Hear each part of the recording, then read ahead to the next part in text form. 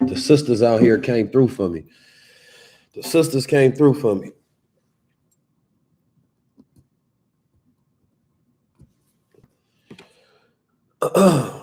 All right, so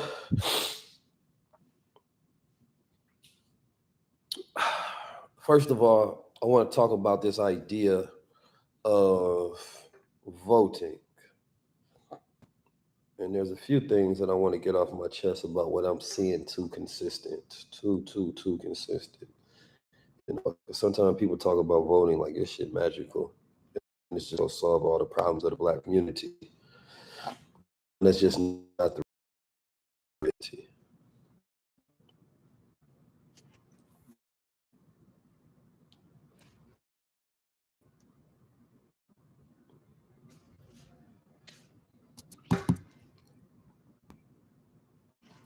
Boom.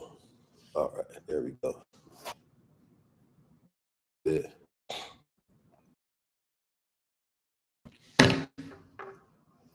We back. Come on, man. Trying to do these live things and curate your media and content, man. They can are we back good? We sound good? We back on moving? We throw press press one if we sounding good.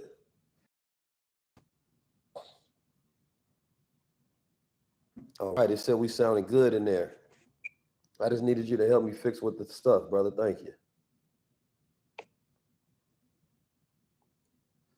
All right, we back in the game.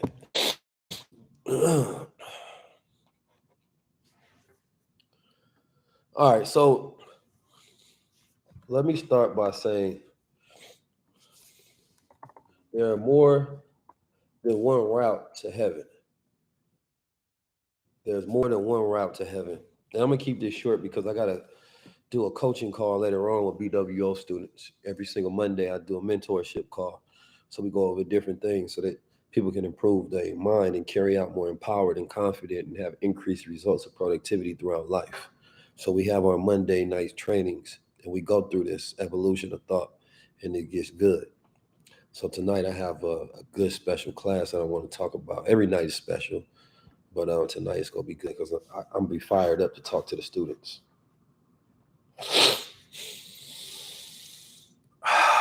Y'all send me some loving, good energy to clear up these sinuses too. So thank you.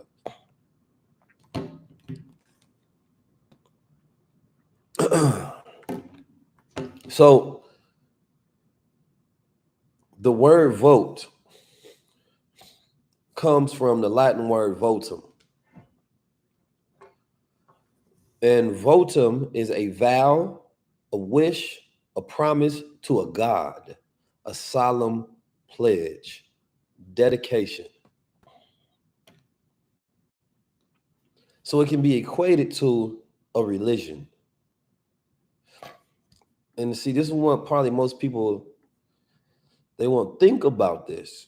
But voting is a construct that is based on religious practices.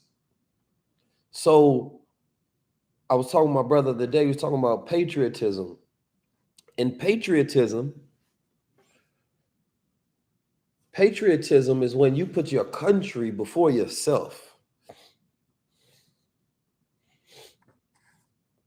But the country never puts the country never has to put itself last.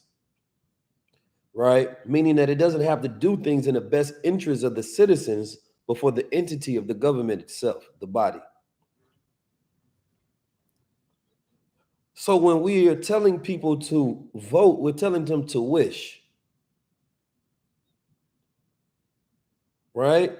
See, in ancient Roman religion, a votum, plural vota, is a vow or promise made to a deity. The exaltation ritual is called campaigning. You're campaigning to be exalted and deified to be a savior.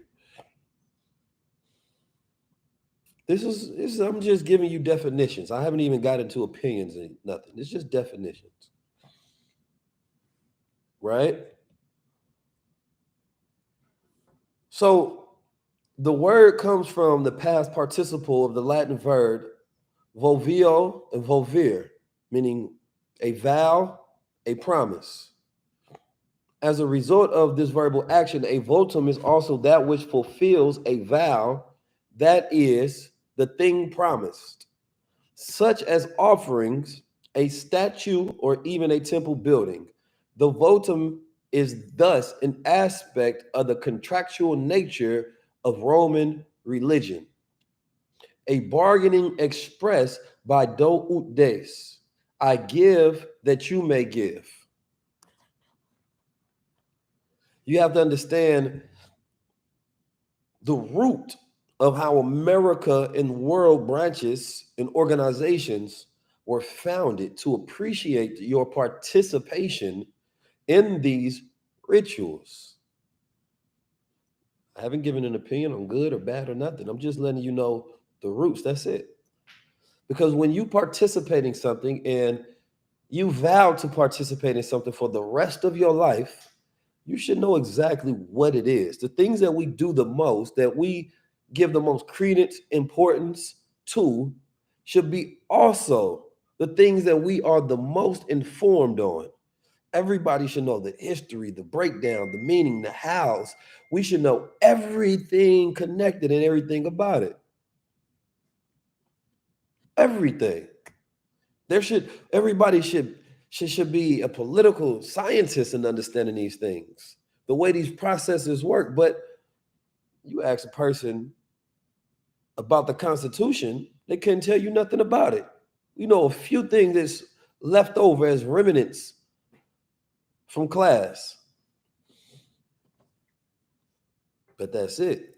So when you participate in this reality, you have to understand, where does these things come from? All right. So these are ancient Roman religious practices that we participate in on a daily basis. And in Roman times, you had the priest, right? You had the politicians, you had different people who had influence. They were the republic, right? They had influence and sway over the people. They kept them in line during the crazy times. They had sway on what was going on. And so this republic, because America is a republic rather than a democracy, we're just voting for representatives to tell us what to do. They decide, not the people. The people only make a vow, right? The people make a do ut des, I give that you might give. That's what the people do. That's what that means. Do ut des, I give that you may give. Might give. You don't have to. That's the thing about voting, is they don't have to do what they said, but you're giving your energy, you're vowing, you're making a wish. So when you participate in putting in that piece of paper, you're making a wish that these deities may do what you want them to do. And that's the politicians. They are deities. Look at Obama and how people worship Obama. He became a deity. He is deified. Look at Trump. He is deified. You got to understand the way this works. Like, I'm just giving you the game and the way reality works. Nobody can take this away. So celebrities are the new priest, right? Even activists, they become the new, politicians, because anybody who has sway and influence, you're considered to be, right, a part of the republic. You can be a part of the republic that sways people one way or sway people the other way. But Roman generals and warriors and emperor, they would come to the republic because they had to be in line with those who had sway and influence over the people. So when you have this sway and influence, it's not just Caesar just coming and saying everything that must be done. Caesar has to be aligned with the republic. He got to talk to them as well. Hey, priest and stuff, I need you all. This is what I want to do. So he go and talk to them, and then they go and sway the people, and that's fine. Or they can sway the people against the Caesar, and it becomes dangerous for them. So you got to look at the governments, and the way that these governments have been set up are based on republic systems. Nowhere in the Constitution does it say that we are a democracy. Nowhere in the Constitution it says we are a democracy. This is the brand that people put on it.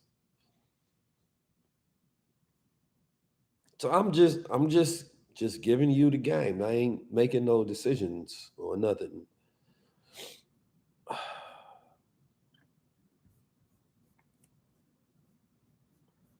So Malcolm X once famously said, if democracy means freedom, why aren't my people free? Mm. If democracy means freedom, why aren't my people free? Think about that.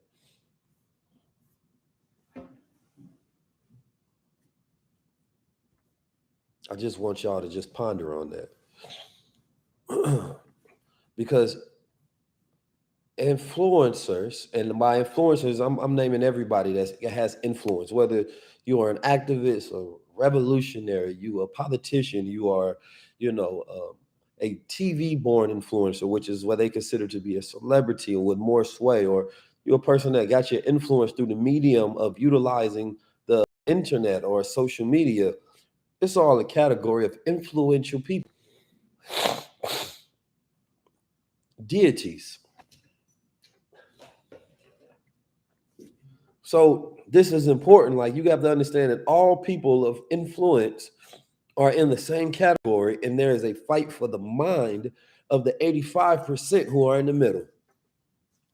So there you have the mass amount of people, then you have people of influence and power. And all the whole world is a fight between the people with no influence and power, the people who have it, and which ideas that they push on those people. And those ideas are then the product that is reality. Everybody thinks that they're right. Everybody sways people to different sides. When we go through processes of recession, that's when nationalism is higher. People take pride on who they are because they have less. So you start to play sides of different people. So it's like, it wasn't until, I believe, the 1600s that the word white was created, because white people looked around what's called modern day white people, and they realized that, yo, if we don't group everybody into one, we're going to lose. Let's think about this. This to me is such a powerful idea. That, you had Irish, you have Jewish people, you have, Romans, Greeks, Italians, like all these different people who ethnically see themselves as different. They were never, ever, ever united. So when you say white people, you actually using a term that is more empowering for them. But when you identify different groups, it's doing exactly what they did to us, separating us. Right? But see, theirs was like, no, we need to just put everybody under white, because then we start to have majority again. So America is not broken down in, okay, what's the percentage of Irish? What's the percentage of the Christians or the Catholic whites or the Jewish whites or the Italians? No, it just said white people. So when you walk around and you see these people, you collectively look at them as all one team. So when they realize, like, wait a minute, these black people are about to outnumber us, let's bring this under one. So now their goal is, well, let's bring in a new mixed version of white. This is just reality. I'm just giving you the game based on the consensus. And if you are a person that's strategizing, trying to figure out how to maintain, you probably do the same thing as well. But see, it worked in the opposite for us. So even when you look at white America is broken down in different categories, who are the most successful? Which ethnic group of white America is the most successful? Which ethnic group has the most power? Which ethnic group has the most influence? Then you come down to lower systems and you say, who actually have statistics that are closer to ours? These people are poor. These people actually have no power. These people have no influence. So it was the rich whites that convinced the poor whites that they was all one and they had the same interest. And it fooled them. Oh, listen, man, people might not like, I wasn't even planning on coming on here. Somebody said you got that pimp talk. I don't know what the hell that means, but don't ever come on here and say nobody got no pimp talk. You could just leave. Don't even make jokes like that because I hate pimps. But this is why you got to look at it. And this is why when you see certain white people that, you got to ask people, what's your background? Like, you can't even categorize just black and white anymore. You have to ask, what's your background? Who are you? You do. So if some of you all have white friends, ask them, what's your background? See if you find commonality. Like, oh, I actually get along with these group of Europeans different than I get along with these group. But when you say just white, you now create a blanket generality, right, on all these different ethnic backgrounds who are now being given a color code to go as. So when you look around, it feels like you're outnumbered, but no, you have to understand who is the shop owner, who is the landlord, who is the politician, who is the person that owns this, that, and the third. Give yourself breakdowns. See reality for what it truly is. Because really it's broken down in different teams. If, this white person, they're here. These are white Jews. Let's give them the color red. These are white Irish. Let's give them the color green, right? These are, white Italians. Let's give them the color yellow or something. So now you see these are actually different teams. These are different squads. It's not all the same. Some of them they eat different, come from different geographical locations, right? They got different vibes, energies, and belief systems. But it's dangerous when you just walk out and you just see white people and you say, oh, that's the majority. What group? Same thing with black people, right? If you got a label and you say, okay, why? Which black people are the most conscious? Where y'all come from? What's y'all religion? What are the ones that stand up for us that we love the most? What's the language that y'all speak? Right? What's your values? So now you start to identify the differences within the tribes of who we are. Now everybody knows, it's the brothers that we love the most. A lot of them come from the nation. A lot of them are Muslims. Some of them are Hebrews. Some of them are Israelites. Some of them are Christians. Some of them are Catholics. So you start giving a breakdown so that when we say black men, no, let's talk about which ones. So now you can also see which ones are being excluded and which ones are being included. Which ones that the system liked the most?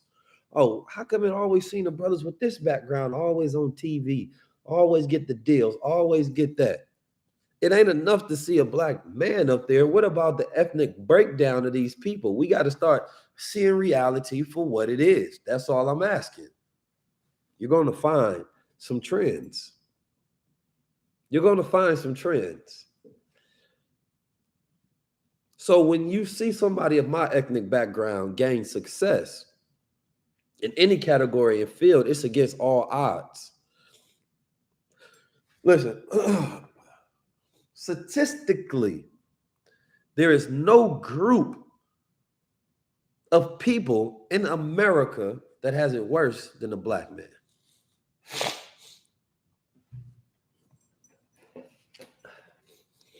That's just statistically.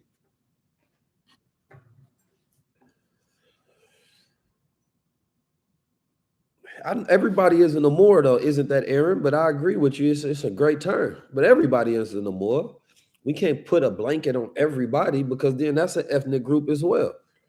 But I agree. I think that black is becoming an outdated subjugation of the way we should classify each other because it doesn't get to the reality of America. I understand the legal definition. I understand the political reference. I understand the spiritual reference.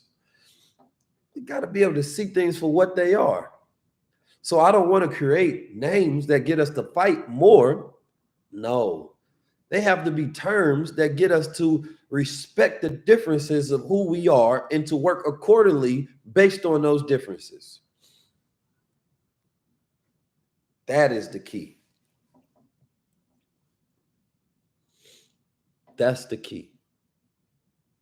So when I see my brother, you can call yourself what you are. Well, okay, now what's your value, your religion, your language? What are those things? So I can respect who you are. And then maybe, the things that you believe may not be the things that I believe, but I respect that you do your thing. But now let me work.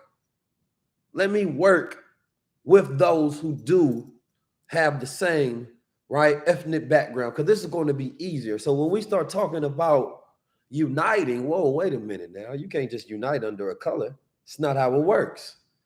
You have to unite based on beliefs. This is why it hasn't worked. So what, we got 12 tribes? Well, identify what tribe you're a part of. Identify which one you're a part of. Who do you believe in? Now, when those groups get together, they can all come together and be like, okay, what do we want to do? This is the neighbor. This is how we want to run our neighborhood. Well, brother, we don't like that. Well, y'all take over there. We take over here.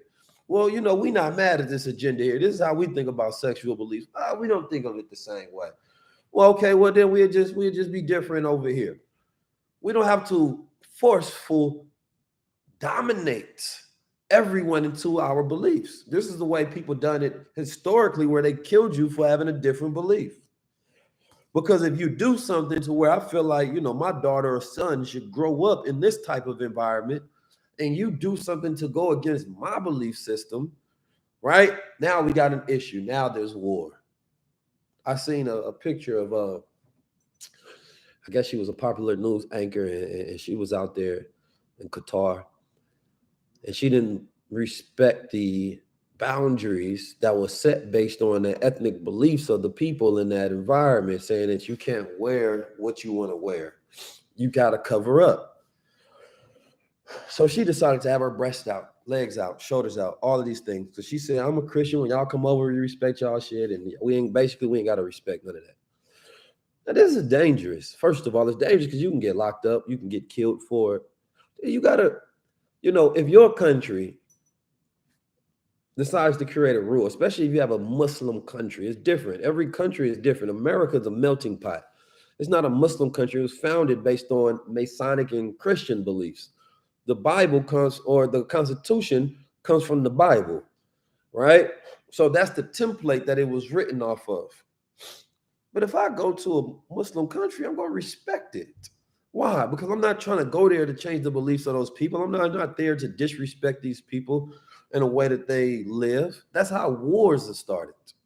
So now imagine somebody assaults this woman because she don't respect those beliefs of those people. Now there's an issue. Now there's problems. It's the same thing when we go to different places and we're dealing with each other. We don't learn how to respect the beliefs of each other. Oh, you a black person. You're supposed to do this, that, and the third. Well, they come from a different tribe. They got a different ethnic background. That just means that you separate and you find where people that are of your same background and you rock and live with them.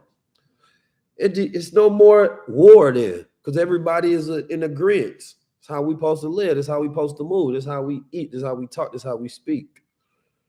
We have enough diversity just within the Black community, but we don't respect the beautiful coloration of the Black community because we call it Black, I guess. Maybe that's why. But it's actually different colors.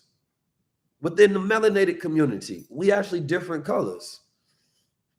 Same thing with white folks. You see them yelling. They've been going at war with each other. The French at war with the British, the Greeks, and the Romans, and Italians, and the Irish, and the Phoenicians, and all these different people. They've been going at war with each other all this time with other white people. But there was a time now you just call it white, and we're confused on what the world is. Look at Ukraine going to war with Russia. That's not white on white. That's the Ukrainians, and those are the Russians. Those are different. So you can't overclassify things under simple umbrella terms because then you can't see reality for what it is. This person is fighting that person's beliefs. They believe that they're supposed to have a geographical location. They believe in this politics, this religion. This is how they've settled. So it's hard to even understand, but once you get that, a clash of ideas and beliefs and systems create war. So I'm not voting for somebody because they black. You got Warnock and Herschel Walker that's going up to be voted for in a runoff election in Georgia. Who do you vote for? Which one ever is the most aligned with your beliefs?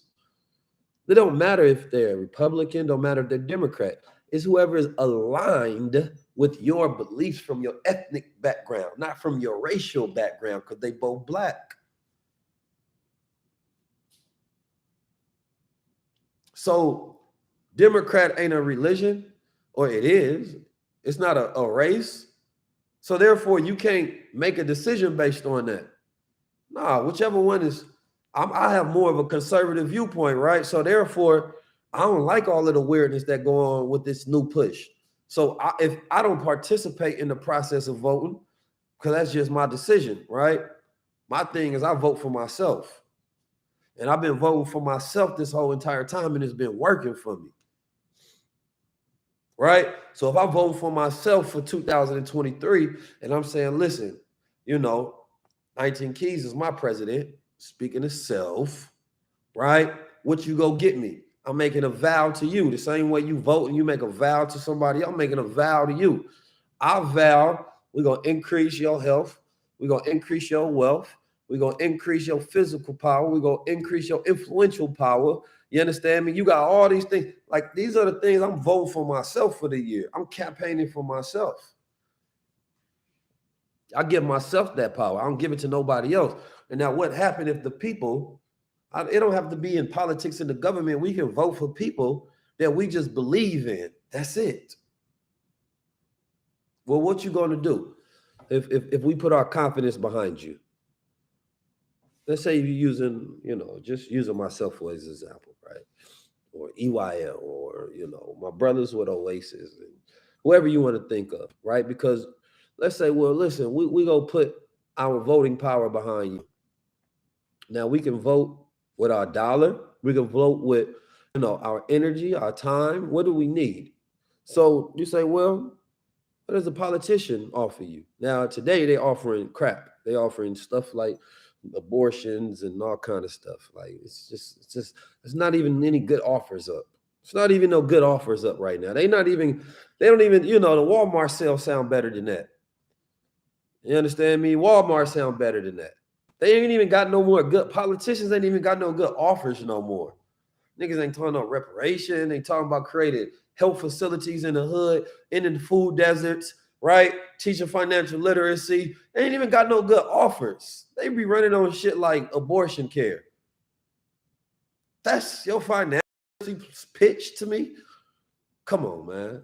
That if you got abortion, then life won't have the same strains. That's your pitch. They ain't even got good pitches no more. Politicians used to be good salesmen. They ain't selling shit no more. So it's like, fuck, I'm gonna give you for that. I don't even want that. No, like, where's the actual the real tangible shit? They don't have no tangibles, and they be like, well, we got to get in and get the tangible.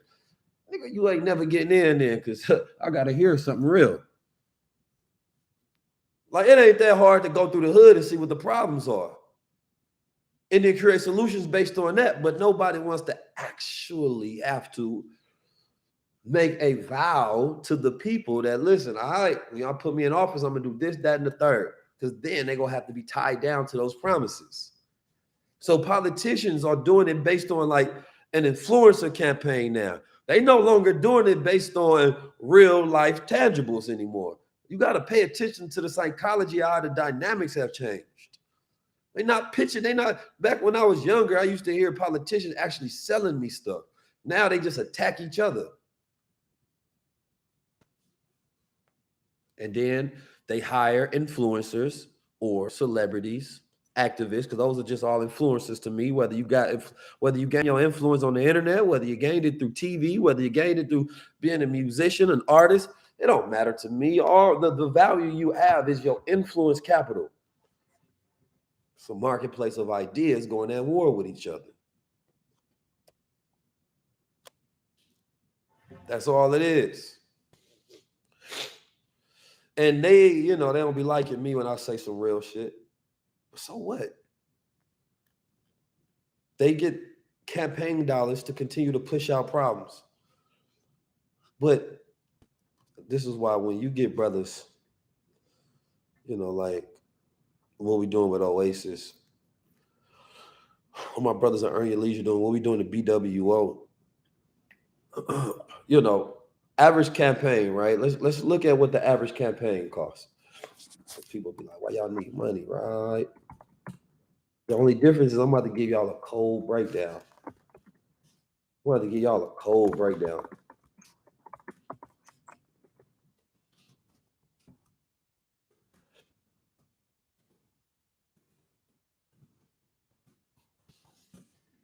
Ooh, this is about to be good. All right, let's look at the cost of elections. Let's go to 2022. So, all right. Oh my God, it's so high. This is ridiculous. I'm not gonna like some of these numbers. Let's just talk to it. Let's talk about it real quick. It's the presidential election cycle. Presidential race, they can't even tell you all the way. Damn, this number got a lot of zeros in it. This is a lot of zeros. So they got to break it down based on congressional races and presidential races. Ooh, this presidential race gonna be probably the most. Yep, it's gonna be the most expensive in history. So it's broken down at 2022 projected costs. Let's start with how it was in '98, because every year it's becoming more expensive. Now just think about what can actually be done with that. This is just real life, because you know what I mean. Let's start from 2014, right? The cost of the election, based on the congressional race, 3.8 billion. 2014, it went up to 4 billion to 5.7 billion. To 2020 to 8.7 billion. 2022 projection, 8.8 billion, or almost 8. Right? The presidential election in 2020 was 5 billion. Now let's go break it down and look at. Let's look at numbers. I want to look at the cost of even smaller, because there's so many billions spent just to trying to get people to vote. Just to get you to vote. Just the average campaign costs.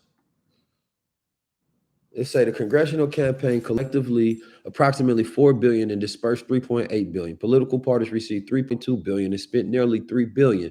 And political action communities, which are PACs, raised approximately 13.2 billion, 12.9 billion in a 24-month period. Now, when you're talking about political action communities, so there's only one group in America that don't have a political action committee, and that's Black America. So think about this. When you look at campaign costs, how do they get paid? How do they get the money? So you get a corporation. A corporation can raise funds. These funds are used so that the interest of that corporation is installed in the candidate that they want to put up. Right? So let's say you're a gun lobbyist, right? So the lobbyists are the ones that work for the political action committees, and they talk to the politicians. Listen, we can give you, 500 million for your campaign, right? Hold on, we about to go through it. You have, it's a presidential candidates raised and spent 4.1 billion in 24 months. Of 2019 to 2020 election cycle. According to campaign finance report filed by the Federal Election Commission that cover activity from January 1st, 2019 to December 2020, congressional candidates collected approximately 4 billion and dispersed approximately 3.8 billion. Political parties received 3.2 billion and spent nearly 3 billion. And political action committees raised 13.2 billion and spent 12.9 billion. Now, some of the biggest ones are like the gun lobbyists. You got LGBT, you have ADL, right? So they got some of the biggest, you understand me, PACs in the world. Raised approximately 13.2 billion and spent 12.9 billion in a 24-month period. Disbursements for independent expenditures reported in this period to the commission totaled of 32.8 million, 22.7 million, respectfully. Then, of course, you have big pharma who are crazy packs. You understand me? But most of these things are won by what? Money. So you're going to be loyal to the voters or you're going to be loyal to the money. So think about it. If I'm able to give you money that represents my interest, right? My corporation, institution, or just yeah, corporation or institution, right? Who you gonna be loyal to? Because when you want to raise more money, who you got to come to? Now there are some people that remain independent that don't pay campaign dollars. You understand me? Now, political action packs call them all the time to try to get them to take those dollars. And they don't like those kind of people because when you stand on it like that, you understand me?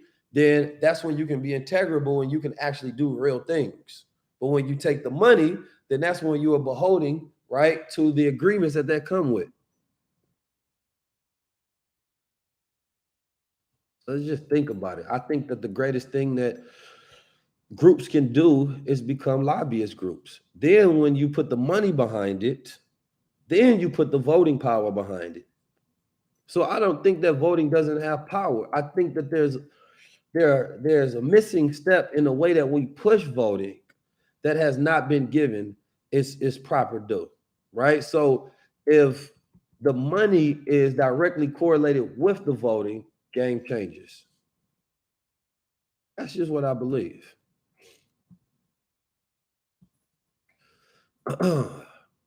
It's a political party committee. National, state, and local political party committees reported combined total receipts of 3.2 billion in federal funds, disbursements of 3 billion, debts of 51 million, and cash on hand of 238.8 million as of December 31st, 2020. Of those totals, party committees other than the two major political parties reported receipts of 7.2 million. Disbursements of 6.9 million, debt of 400,000. Combined total on cash on hand 1.1 million December 22. So like, because it's government, everything is particularly transparent. So you can literally follow the money. You understand me? Yeah, I mean, essentially, you have to understand the Constitution to really understand that as well, because the way it works, and let me pull this up so I can have me some notes in front of me so I'm not going off memory. All right. All right, so read this. This is, I believe, from it's an article that I had down here.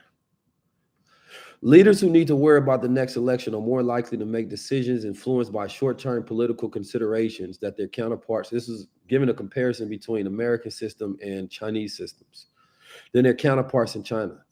Democratically elected leaders are more vulnerable to the lobbying of powerful special interest groups, right? And the interests of non-voters affected by government policies. Future generations, for instance, are likely to be sacrificed if they conflict with the interests of voters and campaign funders.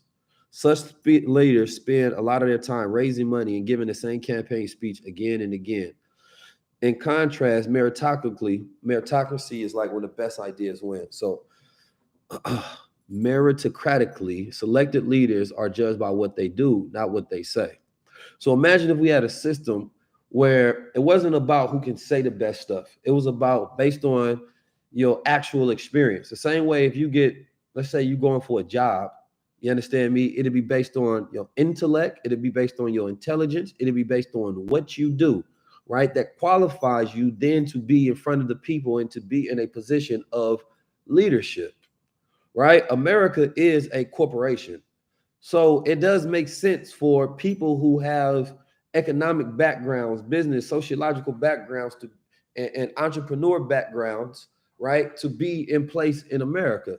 Because if you want America to be more profitable and solve problems in America, there's possibly are new ideas of people who have experience, not just political experience, right?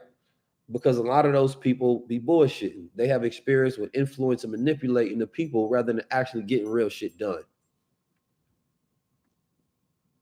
Let me go find this thing so I can get y'all a breakdown. We know we We got voting rights that have to be extended indefinitely. And then our voting rights expire. Life is unfair, isn't it? Lobbying has to be a tool that is utilized. Otherwise, I couldn't tell you to go vote. Vote for yourself. Because I promise you, there's a lot of people that literally ain't never voted for themselves. You understand me? Like this is the trick of the mind, is that you always believe in that somebody's going to save you. All right. Black America, you know, when we looked at, there were 60 plus towns that was destroyed by white supremacy, by America itself. That the story of Black Wall Street is literally America destroying, right, Black America. That's the story of Black Wall Street. It was the government. It wasn't, some outside group. It was a government. That's just the reality. So when we talk about Black Wall Street, we have to remember that. Then you have to ask yourself, what year did racism stop in this country? What year did the government become trustworthy, or the systems within the government? Now, you will have more immediate power through local election, right? We heard this, but it still haven't been utilized in the best way possible. Because even with the local elected officials, they still need budget. They still need monies for campaigns and things of that nature, right? Because look at where we at right now. We need economic promises. If there are no economic promises, all that healthcare promise and stuff like that, that's actually necessary too, because healthcare does put a strain and a vein on the people. But it will be less healthcare issues if there was less food deserts and there was a commitment to getting people to eat better. When we look at zip codes throughout Black neighborhoods, there are more fast food, right, centers in Black neighborhoods, right? So, that's automatically going to have a strain on healthcare issues. Black men are at the highest rate, you understand me, when it comes to illnesses and bad health. But I don't see no campaigns that is focused on Black men, because that's not a hot topic. So if Black men don't feel represented, then why would Black men vote? And if they do vote, then they will vote based on what they feel like is a representation of their interest. That's just reality, which actually is intelligent. So if you're voting for somebody, do you vote intelligence, or do you vote what side of the coin, or do you vote which interests are being met and that is aligned with who you are ethnically? I just think that there's no real conversations around politics that people feel like they care about. This is why it's so hard to meet the interests of the people, because the people ain't interested in the shit that they talking about. I ain't heard a politician yet say something and I was like, damn, it's been a long time since I heard a campaign that was just raw.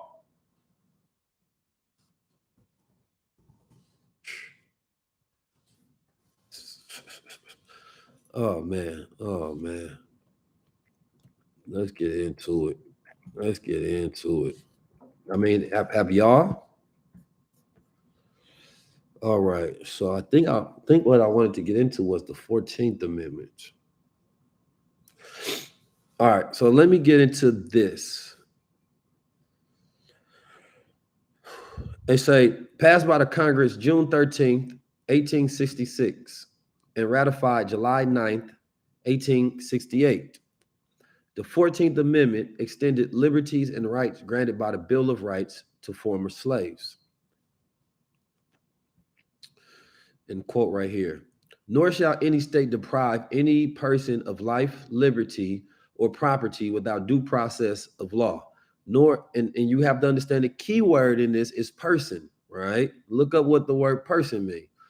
Life, liberty, or property without due process of law. Nor deny to any person within its jurisdiction the equal protection of the laws. So when you look at what's being written, right, you give persons any rights also extends to corporations, because a corporation is a person. A corporation cannot vote directly by speaking, but they can vote with their dollars, right, which is lobbying, because those persons need to have representation that the law is also within the interests of those persons, which are corporations. So when the extension of this amendment was supposed to be giving rights to Black people in America. By utilizing the word persons, it actually was extended to corporations. So therefore, corporations can run America. It's an oligarchy. All right. And I go back to the quote of Malcolm X. If democracy means freedom, why aren't my people free? In the 1970s, Santa Clara was used to, you bastard. Somebody called me. Don't call me, man. In the 1970s, Santa Clara was used to justify granting corporations the First Amendment right to spend unlimited corporate funds on ballot initiatives in a case called Belotti. The court relied on Santa Clara's reading when it stated that it has been settled for almost a century that corporations are persons within the meaning of the 14th Amendment. Justice Rehnquist, in his dissent, questioned the wisdom of extending corporate political rights. Those properties, so beneficial in the economic sphere, pose special dangers in the political sphere. This is what the justice had to say, particularly about that idea. Now, I need y'all to think about that. Corporations don't have minds, but they get to break it down. Man, this is why everybody needs to own a corporation. You understand me? If you are, shout out to Nehemiah Davis, if you are going into 2023, you need a corporation, right? If you don't hear a campaign person talking about economic interests that you feel is a good selling point, then don't buy into it. I'm talking economics. You can't go into a recession and not have an economic promise for the people, and then spend millions of dollars on your campaign. Does that make sense to y'all? I know it's a bunch of people in here watching. Does that make sense to y'all? It just don't make no sense to me, right? So this is why people can't rally real interest around these things, because they tell you how powerful voting is, but they don't actually give you real reasons. They just say, use your power, vote, do this, that, the third. These are platitudes that mean nothing for real. When you know a person is selling you some fraud shit when they can't give you details. We need details. We don't just need a person to just throw platitudes out there. We don't need a person to just say the same thing over and over and over and over. Give me details. But it's branding and it's marketing and it's salesmanship. That's all that you're dealing with. That's it. So without details, don't vote. Vote for yourself, right? Go vote for your favorite entrepreneur. You understand me? Go through 2023 with them is going to be a better promise than trying to go to 2023 with a politician. I'm just saying, like, just think about that for a second. If you say, vote for BWO, you're going to get a much better year going through the year with us, learning what we learn and being a part of this community, taking the interest that you have, whether it's healthcare, whether it's a financial gain that you want, whether you want to get physically right, whether you want financial literacy, whether you want your life to be set up, you want to become a more empowered individual.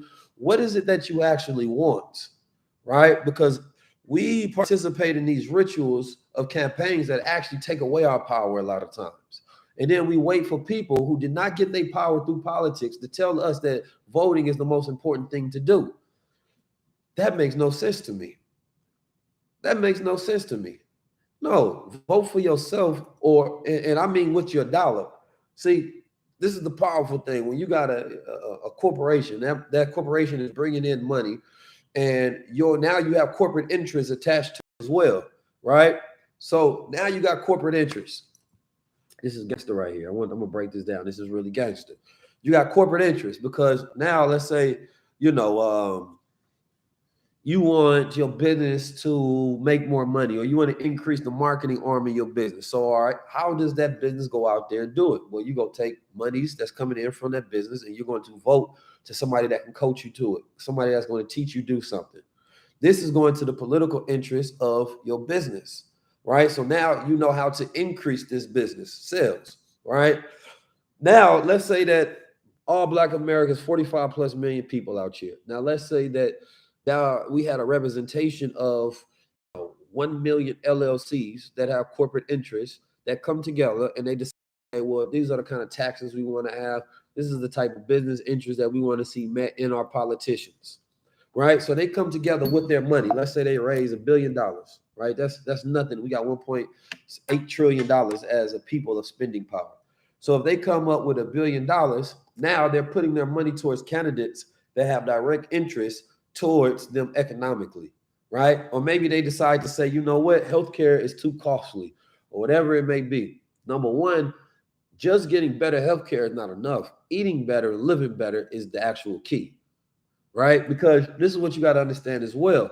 When you got a society campaigning for better healthcare that actually has the worst health systems in the world, and it actually have the highest level of obesity and diabetes and all these different things, the campaign would be for eating better.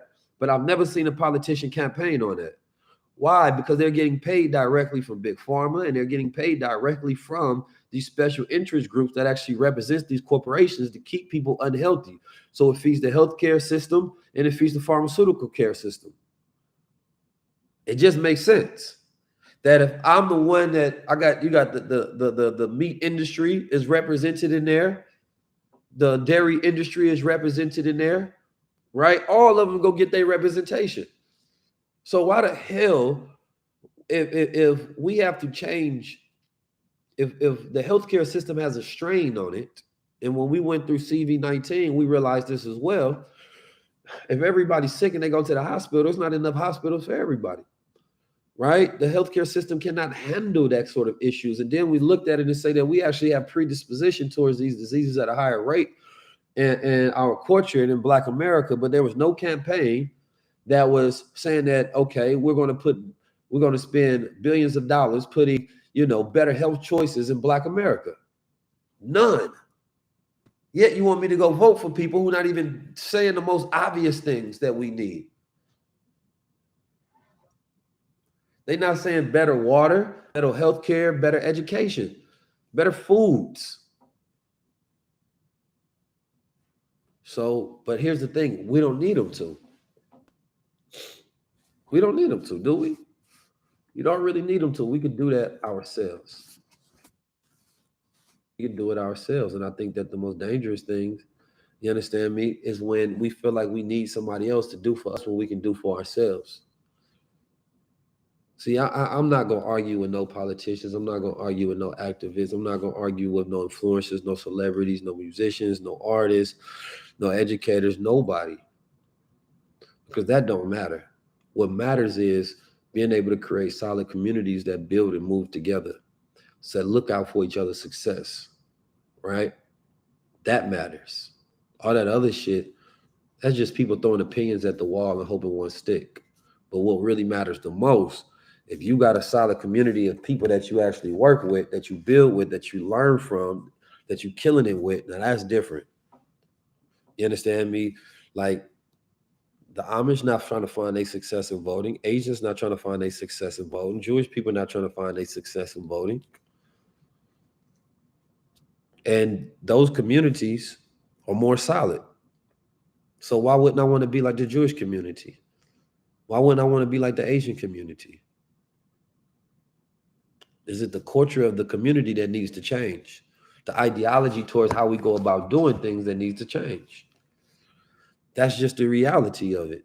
So I would rather be with people who have the correct culture so that I can depend less on the system to do for me what I'm supposed to do for myself. We don't need unity within our community. No. I mean, we do, but first what we have to do is we have to identify those who want it. So you're trying to force minds to change. Work with those whose mind is already on change. That's different. Because we have passed up, it'll be 100 people complaining about the 1,000 people not uniting instead of those 100 people working together. That's just the 10%. That's it. It's not crazy. This is where you see successful people is out of 1 billion people in the world, they find 1 or 2 or 3 or 4 or 5 people to work with. And they build up something brilliant. But this idea that everybody's just going to miraculously come together and just build, that idea is dangerous. Because that idea had you waiting for something that's not going to happen. This idea that if we just vote the right way, then we get change in our communities, that idea is dangerous because the OGs tried it, the NAACP tried it, Al Sharpton tried it, Reverend Jesse Jackson tried it, right? They all tried it. What the fuck did they do? The black people don't even respect the NAACP anymore. They've been lost their power. Am I crazy? That's supposed to be like our ADL, but black people don't believe in that. Why? Because when things happened with Kyrie Irving, did they stand up?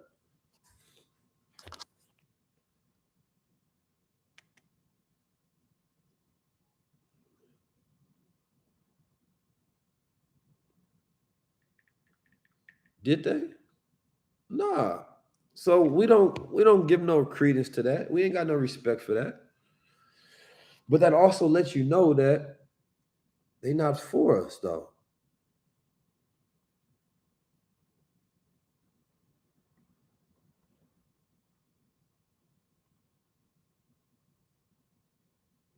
That's all that means to me. And I'm about to end it off on this because I got to go teach in a little bit.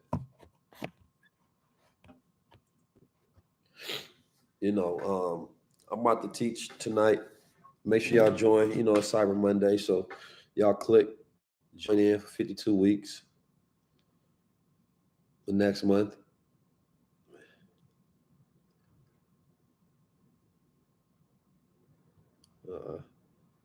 Good.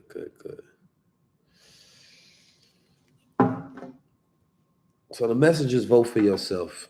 The message is do for self, right? The message is find you a mastermind, find you a community, and build with them. I've started me a campaign on, not a campaign, but a profile on Fanbase. I would have to literally use all my social medias currently to push people on Fanbase so that I actually have the reach that I have on TikTok and Twitter and YouTube and Instagram, which I've actually doubled my reach in the last couple of weeks, right? Ever since Elon took over Twitter, I've doubled my Twitter presence, right? And, I like Elon as much as I like Mark Zuckerberg or anybody else, right? Like, we don't own none of these. So when I hear people being mad at him, it's the same thing as anybody else. No difference. I don't know the group who on TikTok. I know for a fact that Instagram and Facebook is the most deboosting, demonetizing, deplatforming, ghost banning platform out. I know that for a fact. So is hypocritical, is delusional to come on Instagram and complain about Twitter. Then it's even worse to go on Twitter and complain about Twitter. It just, I don't know if I was born with a extra little brain lobe where common sense just makes sense to me, but that part just makes sense. I'm gonna go on Instagram that I know for a fact don't represent freedom of speech or good or whatever, and I'm gonna go complain on that platform, or I'm gonna go on Twitter and complain about it. That just don't make no sense. I don't like stuff that don't make sense. It gives me a headache. It gives me a real headache. You know what I'm saying? So we got to be careful the things that we allow to rob our time. Every single day, you get so much time. Every single day, you get so much time to where you are thinking correctly, that you are working correctly, you're making decisions, and you have to think about what do you want to spend that time on. We get a time budget and a mind budget daily. And what you spend your time on is what you produce, because you can only afford so many things per day. So going into 2023, you have to ask yourself, who do you want to be aligned with? What tribe do you want? Right? Like, for me, I like doing these coaching calls in the BWO because that's 52 weeks of coaching that you're going to get to feel empowered, to become more knowledgeable, to become more connected to self, to gain new skill sets, new ways of thinking, to get rid of barriers, right? And being able to prepare for change, to tap into your courage, your strength, your passions, confidence, to create plans for success, to become more clear and focused towards your objectives and make radical changes, to achieve your fitness goals and your health goals and maintain that vitality on a consistent and daily basis, becoming a more effective leader and having better communication skills and creating better relationships. You understand me? Lasting and healthy relationships throughout 2023.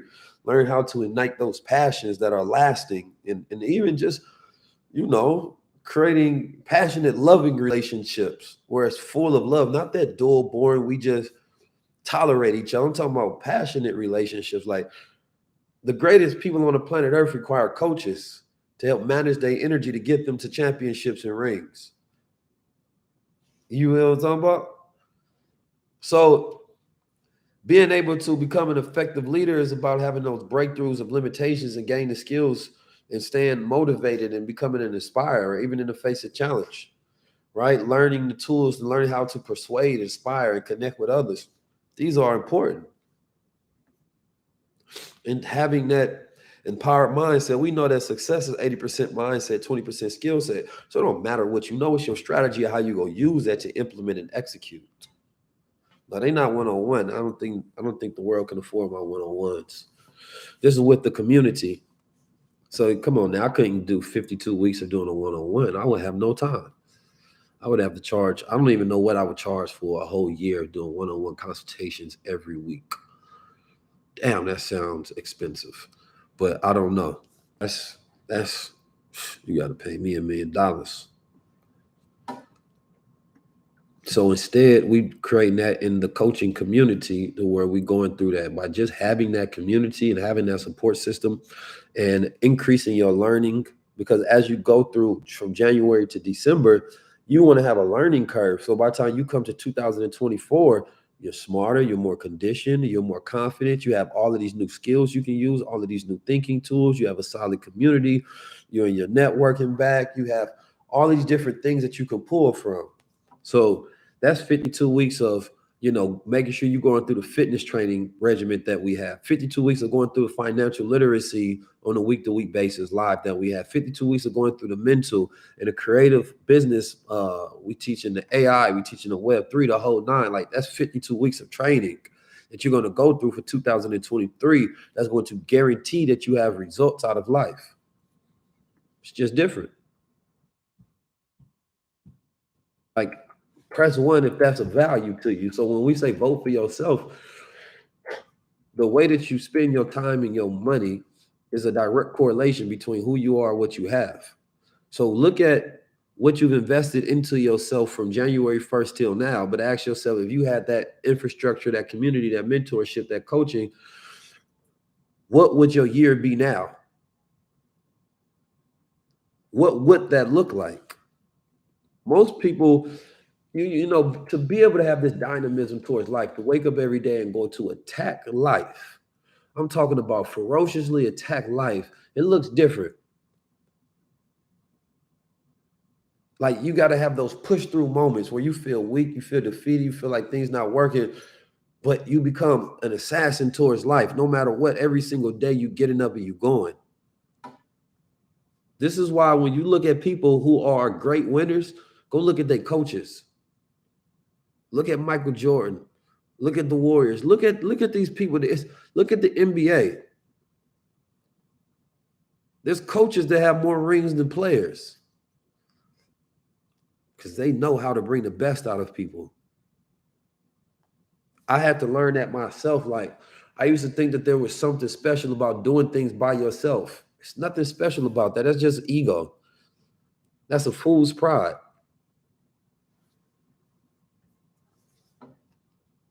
Nothing special about that. Like, come on now. So we have to think about, what we want and what we're willing to give in order to achieve that which we want. That's key. I wish I had a lot of the things that I have now in place in my life early on. I would have gotten to where I'm went and where I'm at now much further. Coaches are mentors. The difference between a coach, right, and like somebody who's a course creator, right? Because I think you need all of them. So you learn from a course, right?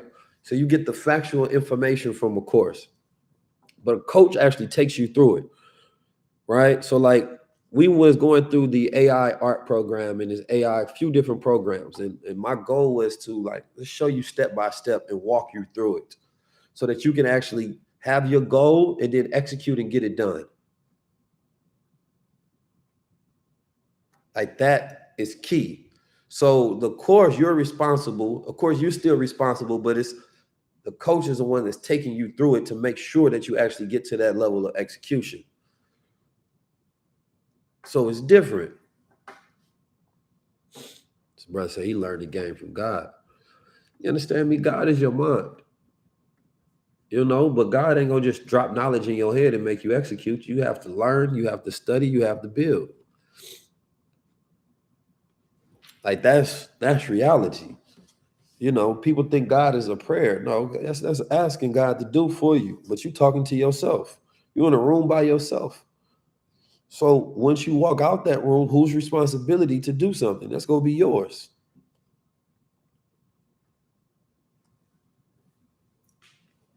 When you're in a room by yourself and you asking God to do something, and you walk out that room, whose responsibility is it to answer that prayer? God, I want this job. You go out there, you got to go to the interview, right? You have to interview the correct way. You have to learn how to go get it the correct way. You have to execute. God, I want this business. You got to sit down and create the business plan. You have to study the analytics. You have to study the market that you want to make the best business plan. And then you go pray, God, help me make a better business plan. So then you go out and work, right? Then you go execute step by step. So faith without works is dead. Like the heavy is the head _8 just said, right? But if you praying and you're not playing, meaning you're not working, then it's for nothing. I look like somebody asking you for something like that don't make no sense. And that's what a lot of people actually do. They be hoping, they be trying to use the law of attraction, all of this other stuff to just bring good things in their life. That shit don't work like that. It only works through work. Work is the best prayer in the world because you're actually physically praying. That's what I look at work as, a physical prayer. It's the physical action towards manifesting things within life. It's the physical action. See, people think that the verbal and the psyche and the mental. No, we are spirits with bodies. We're psychics with minds. With bodies. So you have to use that to put electricity in the air towards the things you want. And the more electricity you have within your body, it magnifies, right, the intensity of your ability to produce things into reality. But you can't just be, well, the law of attraction said the secret of the universe is if I think about it, it is going to come. And you're going to be thinking about it for a long time while somebody else going to be working on it and get it way faster. If a person can be negative, as long as they're working, they're going to go farther than a person that's positive because work is a positive action. Just think about that for a second. There's somebody that can have the worst attitude in the world, the most pessimistic and negative about everything on the planet Earth. And then there's this other person that's just positive. They just love life. They just joyous. You understand me? But that person is lazy and this person is a worker. The person that works will always get more with a negative ass attitude than the person that's positive with a lazy ass lifestyle. Because work is a positive action.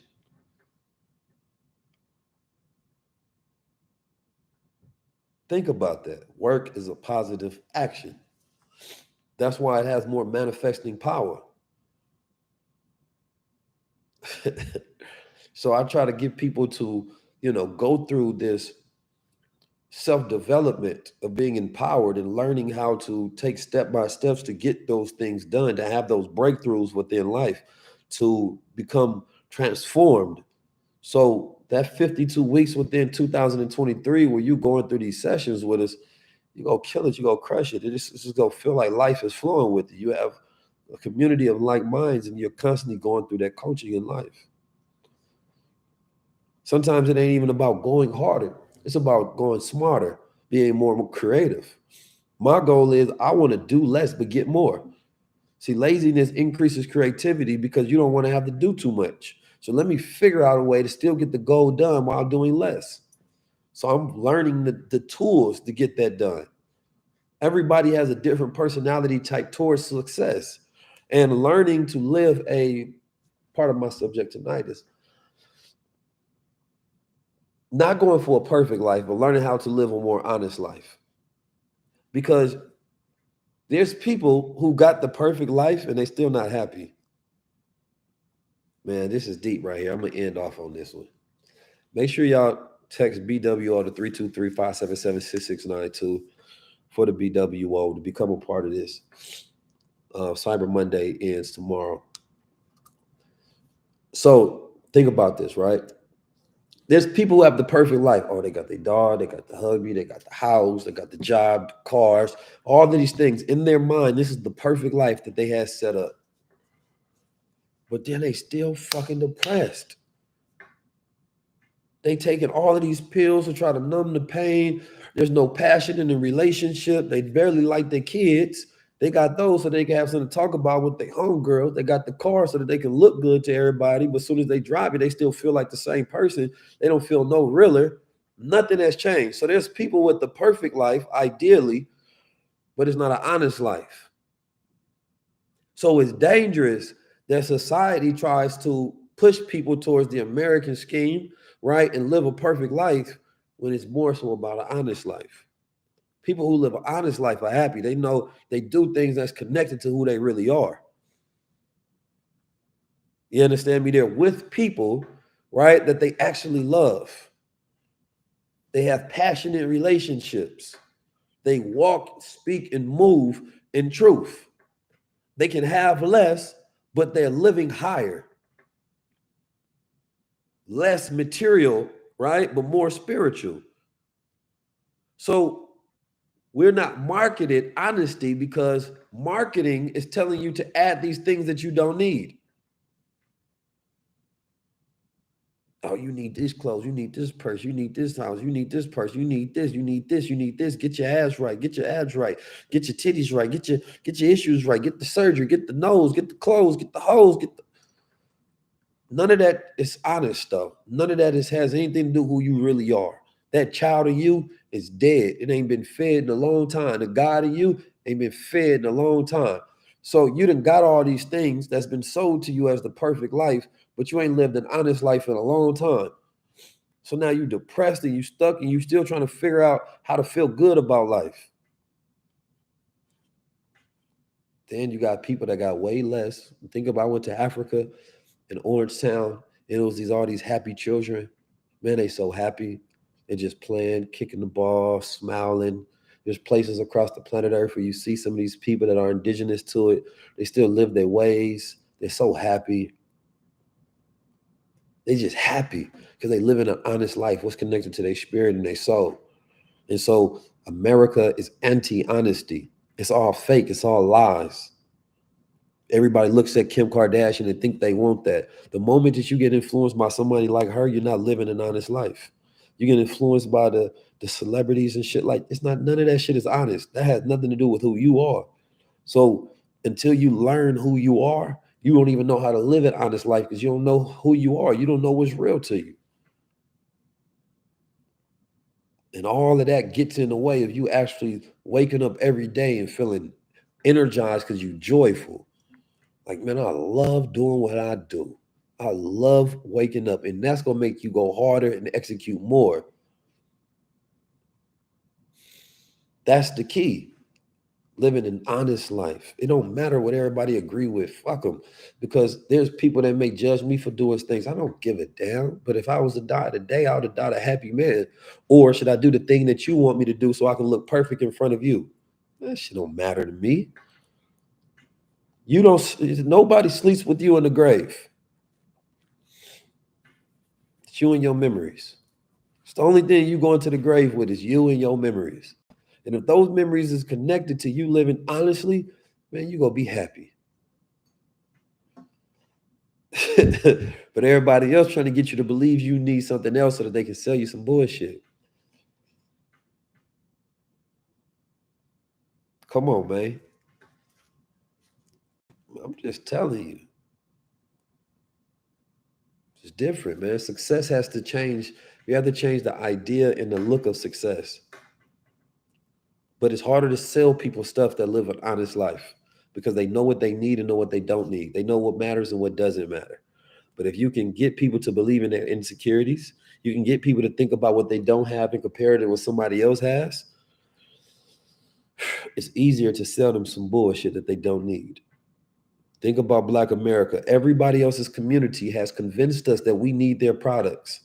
So we take $1.8 trillion every year and we spend it outside of our communities because we don't know that the honest thing is we just need each other. Then we would support each other, love each other, appreciate each other. We wouldn't kill each other. We wouldn't sell each other things that we don't need. We wouldn't do none of these negative, dumb bullshit, anti-Black things. When people make music that's anti-Black themselves, they know this shit is bad. Niggas that sell you the worst shit on the planet, they're not being honest with themselves. They know it's bad, but they want that perfect life. They want that money, that success, that American scheme. So niggas ain't living honest. I went to, we was out in Little Haiti in Carroll City out here. We in the hood. We in the hood where people is like, yo, I'm ready to make a change in life. I'm tired of doing this dumb shit. I want to see the world beautified around me. Black people that act like we don't want to smile and laugh and dance. Niggas is tired of being gangsters. That ain't honest. Niggas is tired of having to keep up a tough persona. That ain't honest. Niggas is tired of having to mug other Black men. Black women tired of having to be jealous of other people. And niggas is tired of this shit. Niggas just want to live an honest life.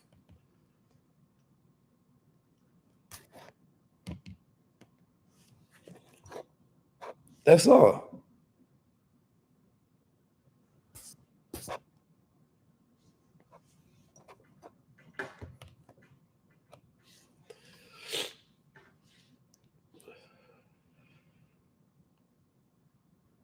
Hold on 1 second, y'all. Make sure that this is working. All right. Let me know if we got sound. So, come into BWO, man. Join the most honest community on the planet Earth. Get this coaching. Earn a little more honest life, a more empowered life, a more confident life. You understand me? Learn to be yourself. Like, niggas can't even, I'm saying nigga, and I need to stop saying it, but even when people be selling y'all stuff, they can't even be real. They got to be all of these fake things to try to come up and be this perfect person in front of you. Just be real. How you gonna get coached by somebody and learn from somebody who ain't real with themselves? I be seeing people be putting on all of these different, they go on these stages and they got a white voice for this, they got a voice for that. None of it is honest or real.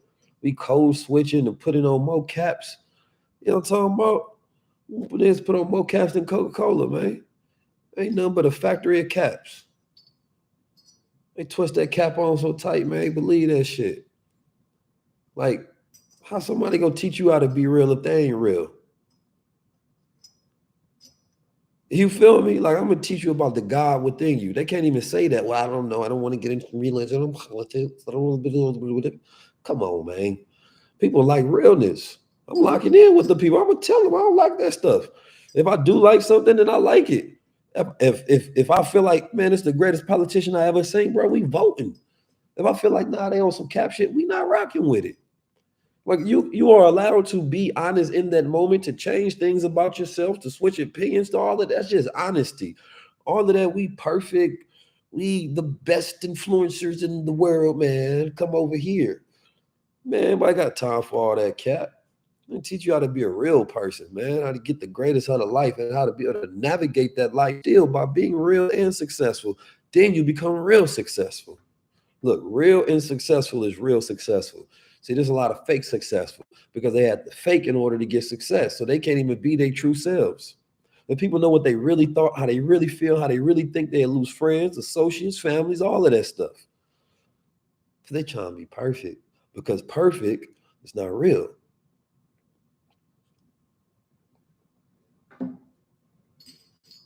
Just want y'all to think about that. When you see people on the internet, like I need to show more of the honest process of things that go on in my life. There's like, we have so many meetings, strategy meetings. We do constant traveling. We do constant working. We're always editing and putting out things and having conversations and networking and connecting and designing. And man, there's so much going on. And sometimes people see the perfect picture and they be like, oh, I want to be that. No, you want to be the work, not the results.